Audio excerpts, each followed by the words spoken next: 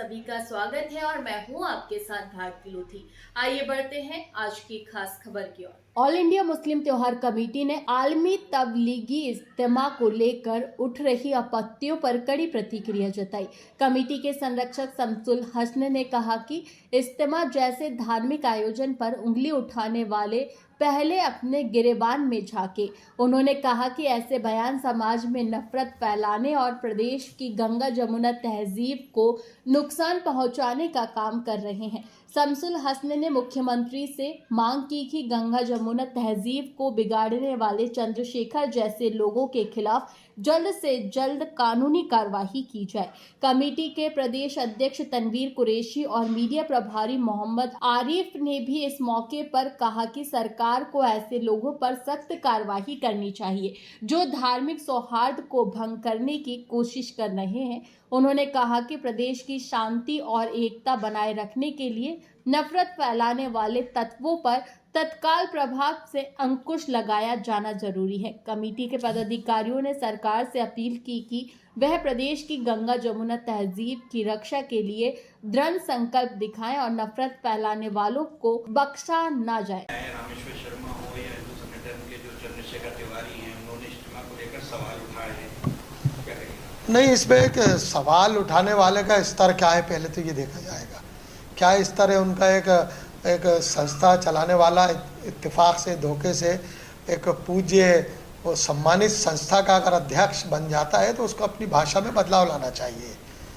2 कौड़ी का आदमी 78 साल से जो इज्तिमा चला आ रहा है, 2 कौड़ी का आदमी जिसकी कोई औकात नहीं वक़्त नहीं, धोखे से एक सम्मानित संस्था का अध्यक्ष बन जाता है तो उसको मैं संस्था के लोगों से कहूँगा कि हिंदुस्तान समिति बहुत वरिष्ठ लोगों की संस्था है, पढ़े लिखे काबिल लोगों की संस्था है। अगर धोखे से अगर ये बन गए किसी का वजह से कारणों से तो इनको बाहर का रास्ता दिखाना चाहिए। और मध्य प्रदेश का स्थापना दिवस 70 साल हुए और 78 साल से इज्तिमा लग रहा है। मध्य प्रदेश के स्थापना दिवस से पहले से इज्तिमा चला आ रहा है। 8 लोगों से शुरू हुआ इज्तिमा आज पूरी दुनिया में मुल्कों में फैला हुआ, सारी दुनिया की जमातें आती हैं यहाँ पर। और अफसोस की बात है जिस तरह की ये भाषा का इसने इस्तेमाल किया है तो उसको पढ़ा लिखा नहीं है, उसको ज्ञान नहीं है कि कोई भी बाहर से जब विदेश से इस रिश्ते में शरीक होने आता है तो सबसे पहले उसको वेरिफिकेशन सेंट्रल गवर्नमेंट करती है, विदेश मंत्रालय करता है, उसके बाद उनको एंट्री दी जाती है यहाँ। लेकिन ये ऐसे अनपढ़, हम तो सोचते हैं कि हमारे समाज में ही शिक्षा का अभाव है। हमें लगता है कि इस बहुसंख्यक समाज में भी शिक्षा का अभाव है। जो ऐसे लोग आते हैं और भोपाल की और मध्य प्रदेश की गंगा जमुना तहजीब पे टीका टिप्पणी करते हैं। आपको क्या लगता है कहीं भी भारतीय जनता पार्टी के बिल्कुल संरक्षण मिल रहा है? जैसे इनका बयान आता है तो भारतीय जनता पार्टी के विधायक रामेश्वर शर्मा के बयान आने शुरू हो जाते हैं। कहीं एक मिलीभगत तो नहीं है या एक विशेष वर्ग को टारगेट किया जा रहा है? एक विशेष वर्ग को टारगेट किया जा रहा है, ये सच्चाई है। चाहे वो रामेश्वर जी हो या चंद्रशेखर हो या XYZ, जिस तरह के हालात इस मुल्क को, इस प्रदेश को, जिस तरह से मध्य प्रदेश के मुख्यमंत्री बार बार संभालने की कोशिश करते हैं, वो मध्य प्रदेश सरकार के लोग, सरकार में शामिल लोग, सत्ता से जुड़े हुए लोग मध्य प्रदेश के मुख्यमंत्री का पैर पकड़ के खींचने की कोशिश करते हैं। तो इससे ये लगता है कि मध्य प्रदेश में कहीं ना कहीं कुछ गड़बड़ है। मध्य प्रदेश के मुख्यमंत्री से ऑल इंडिया मुस्लिम त्योहार कमेटी की जानिब से हम कहना चाहते हैं, अपील करना चाहते हैं कि आप संवेदनशील मुख्यमंत्री हैं, आप दोनों आंखें खोल के रखे हुए हैं।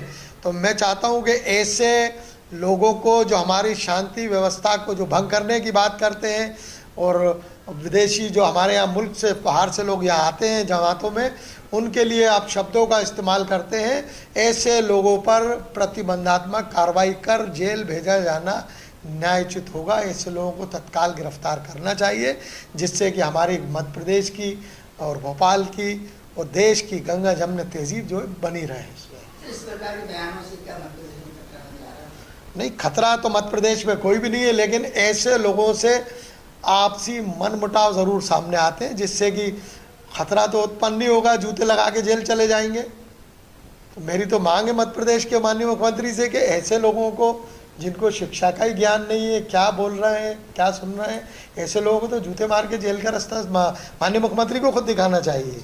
जैसे कि आपने जेल की बात की, इससे पहले उन्होंने कुछ अनगर टिप्पणियां की थी गणेश विसर्जन के टाइम पे, कई समाज सेवी और आप लोगों ने भी आगे की कब्जा कर रहे हैं, मगर उस पर तो कोई गिरफ्तारी कोई कार्रवाई नहीं की गई है। क्या लगता है कहीं ना कहीं इनको बचाया जाता है, संरक्षण दिया जाता है? नहीं, देखिए वो एक सब्जेक्ट अलग था। जो गणेश उत्सव में पत्थर गिरा, कहाँ से आया कहाँ से नहीं आया, ये एक सोची समझी साजिश के और आपसी झगड़े का परिणाम था। वो आपसी गुटबाजी और झगड़े की वजह से इतनी बड़ी स्थिति सामने आई थी।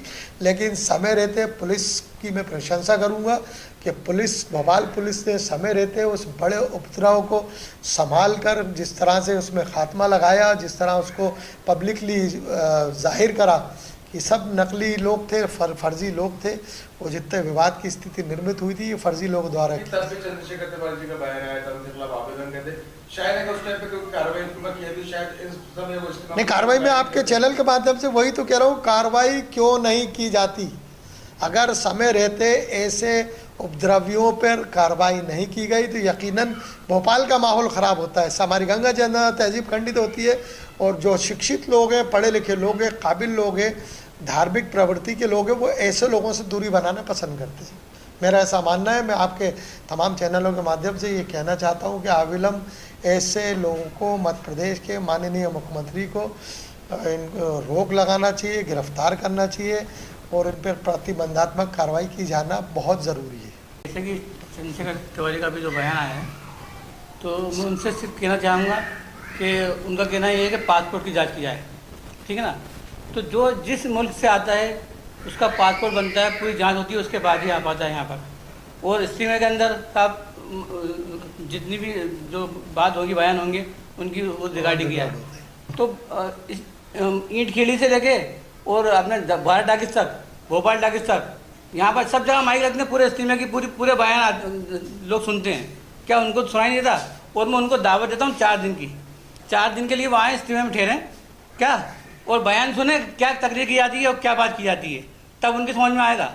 हिंदू उत्सव समिति उनको अध्यक्ष को बनाया गया है, ऐसे लोगों को हिंदू उत्सव समिति को अध्यक्ष के पद से बर्खास्त कर देना चाहिए। मेरी मांग है कि उनको जल्द से जल्द बर्खास्त किया जाए। ऐसे लोग धार्मिक उन्माद फैलाने का काम कर रहे हैं, हिंदू मुसलमानों में आपसी मनमुटाव करने का काम कर रहे हैं। हिंदू उत्सव समिति के अध्यक्ष को एक बात कहना चाहता हूँ कि आप जो ये सवाल उठा रहे हो, मतलब वो सवाल आप डायरेक्ट सरकार के ऊपर उठा रहा हो। सरकार 20 साल से सरकार आपकी यहाँ पर है, वो 78 साल से चला आ रहा है इस्तीमा। मतलब सरकार क्या कर रही है, इंटेलिजेंट क्या कर रही है, जो आप उस पर सवाल उठा रहा हो। मैं ये कहना चाहता हूँ कि अध्यक्ष साहब, आप हिंदू उत्सव समिति के अध्यक्ष बने हो तो आप हिंदू उत्सव समिति के कार्य को देखिए, ना कि आप मुस्लिमों की टांगे खींचना और ये काम करना, ये गलत है। आप आपके काम देखो।